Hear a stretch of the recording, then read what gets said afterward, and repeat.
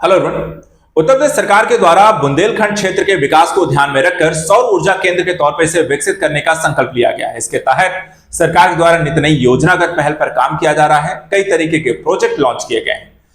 किस तरीके से बुंदेलखंड को सौर ऊर्जा केंद्र के रूप में सरकार के द्वारा काम किया जा रहा है, आज हम इस वीडियो के माध्यम से समझने का प्रयास करेंगे। तो चलिए समझते हैं आखिर बुंदेलखंड क्षेत्र के बारे में, सौर ऊर्जा केंद्र के रूप में, और इसको लेकर के किस तरीके की योजनागत पहल काम किया जा रहा है।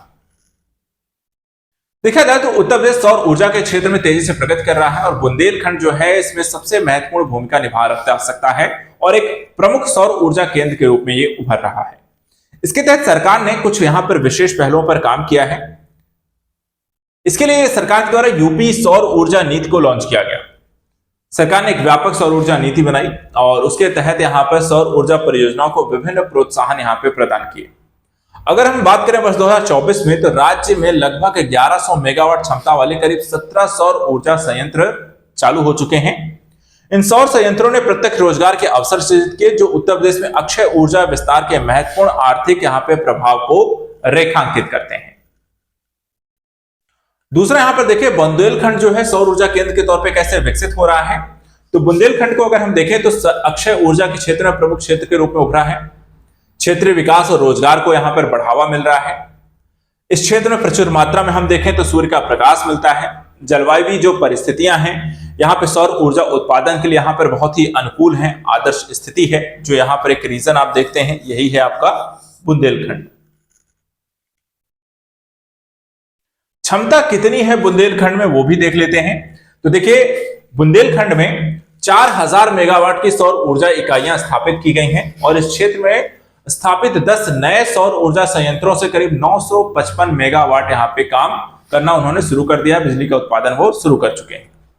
झांसी सौर ऊर्जा परियोजना TUSCO लिमिटेड के द्वारा 600 मेगावाट की परियोजना जनवरी 2025 में यहां पर चालू की जाएगी और इसके साथ ही यहां पे 2024 के मध्य 1200 करोड़ रुपए के निवेश के साथ बबीना झांसी में फोर्थ पार्टनर एनर्जी के द्वारा 100 मेगावाट का सौर ऊर्जा संयंत्र भी शुरू किया जाएगा।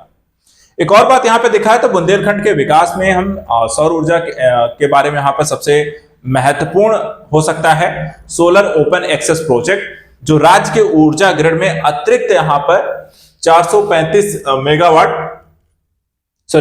मेगावाट का यहां पर योगदान भी देता है। तो एक सौर ऊर्जा ग्रिड भी बनाया जाएगा जहां से बुंदेलखंड में उत्पादित बिजली को अन्य क्षेत्रों में स्थानांतरित भी किया जा सकेगा।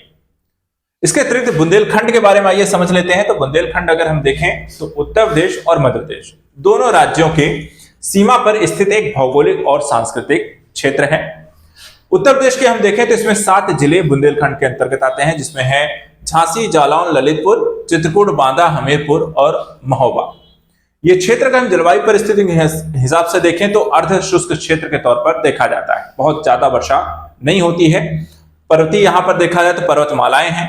झांसी बुंदेलखंड का सबसे बड़े शहर के तौर पर विकसित है। बुंदेलखंड को पहले जेजाभुक्ति या जेजाक भुक्ति के नाम से भी जाना जाता था, लेकिन 14वीं शताब्दी में बुंदेलों के समय से इसे बुंदेलखंड से नाम से जाना लगा।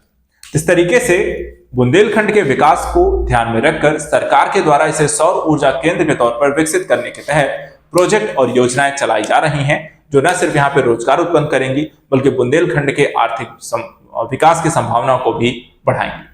उत्तर प्रदेश के करंट अफेयर्स को लेकर आप हमारे साथ ऐसे ही जुड़े रहें। आज के सत्र में इतना ही। Thanks so much and good luck.